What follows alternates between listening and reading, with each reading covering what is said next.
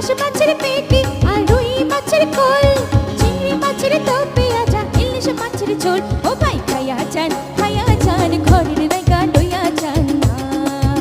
ও ভাই খাইয়া যান ঘরের নাইকা লইয়া যান না। পাঙাশ মাছের পেটি আর রুই মাছের খোল, চিংড়ি মাছের তো পেঁয়াজা, ইলিশ মাছের ঝোল। ও ভাই খাইয়া যান ঘরের